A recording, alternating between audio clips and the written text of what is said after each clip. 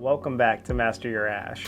I'm your host, Michael Prisdale, and today I will be smoking the Cavalier Limited Edition 2022, and this is in the 6x54 Toro format.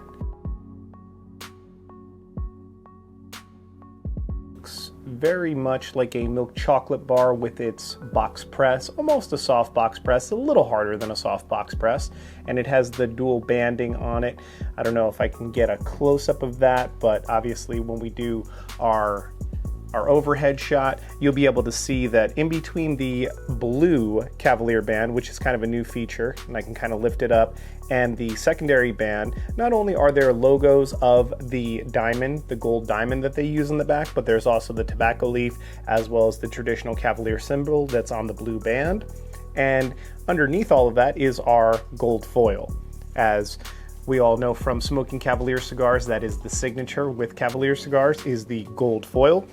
A toast to Sebastien de Coupet and Cavalier's European heritage and their Swiss heritage. This is a beautiful Toro 6x54. The MSRP on it is $12 and the blend is undisclosed, as are all the Cavalier limited editions. So there were 1,948 boxes created in total for this limited edition this year, and that is because 1948 Fahrenheit is the melting point of gold. So, smoke gold, stay gold, as they say. Off the cold draw, there is definitely a buttery component to it, creamy notes,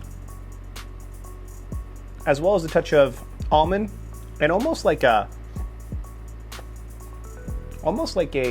felt kind of peppermint or permanent marker kind of flavor. And I know that's weird because we don't normally taste permanent markers, we just smell them, but that's the flavor that I associate in my palate. Almost like maybe a flintiness.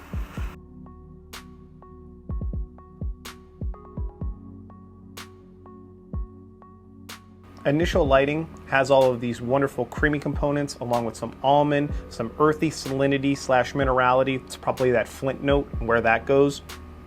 And then there's also really nice amount of dry toast on the actual palate itself, especially after you get done retrohaling. After you retrohale, all the cream, the almond notes kind of come to the forefront, and then it's just dry toast on the finish. But great length to it, especially off of the initial lighting. One of the best kind of finishes that I've gotten off of just an initial lighting in a while, since probably the Bosphorus review. And so far, everything has been up to status quo. We're getting a lot of really great cream notes on the cigar.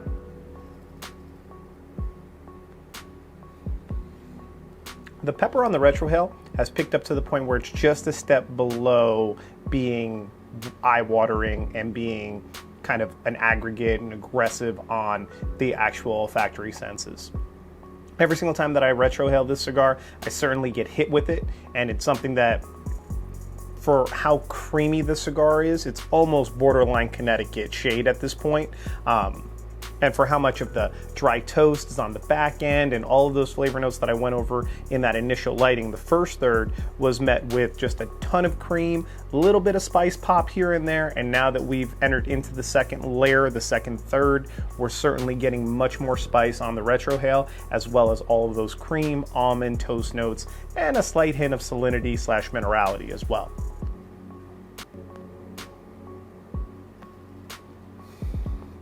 But man, the cigar, it's got a nice coating effect on the palate, super lengthy finish, and it's all it's cracked up to be for being a limited edition, being a $12 price point so far.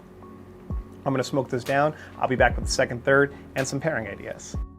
The gold, and that means that we are in the final third almost. So, as far as transitions, this cigar is not the cigar for transitions.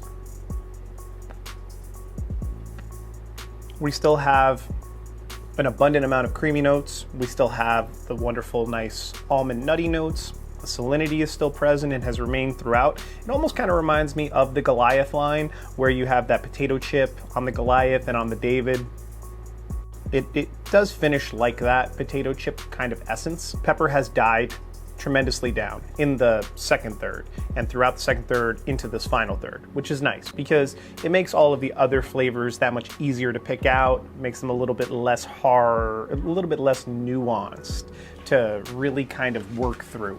And for this particular cigar, I think that you have an abundance of pairings that you can obviously do. I think that with this particular cigar, I really want my Diet Dr. Peppers, I want my Batangas with some Coca-Cola, some agave spirits, as well as your Cuba Libres with your rum and cokes. So I think this is a cocktail-worthy cigar. I don't think that it is as bold in flavor because it never really goes past medium to warrant sipping like single malt whiskey or scotches or anything along those lines. I think that you could do well with maybe some Irish whiskeys, especially some of the ones like Redbreast that have like the Lustau sherry cask that we've had on the channel before. I think that that would be a great overall pairing to put with this cigar and just see how a little bit of sherry cask influence whiskey that's maybe not as in your face as some of the single malts and some of the American whiskeys out there would finish.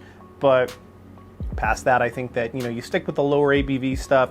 You do your wines, your beers, and in beers and wines, I would say something along like the fruity notes and the buttery components. I think that, to be honest, with white wine, you don't even need to go with off-dry Riesling. You might even be able to go with maybe some of the buttery Chardonnays of the world and just really match butter for butter on this, especially because a lot of those get some oak to them. So any kind of more oaky Chardonnays or something that kind of teeters the line between butter and oak might really help out. But other than that, I think that, this is a great cigar for $12. It's good to pick up an LE Cavalier and just try out. If I had to go between the two most recent Cavaliers that I've smoked, the ones that were released in 2022, the Cavalier Inner Circle, and this particular one, I would say that I favor the limited edition 2022.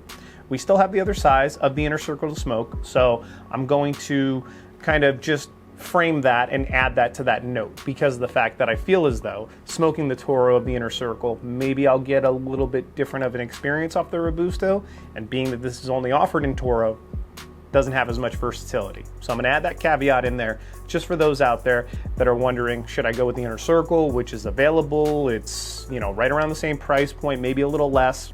Before you invest in the limited edition, it is worth it to try the Inner Circle, although two distinct smokes. This one is much more buttery, much more creamy, much more nutty than the Inner Circle even was. So take that for what it's worth. However, if I am comparing Toro for Toro, I'm going with the limited edition 2022 on this one, and I'm going to say that it is definitely a box-worthy smoke at that 10-count box. You can age these for a nice long time, see how they develop. There's definitely some elements of this blend that I think over time could create a little bit more transition.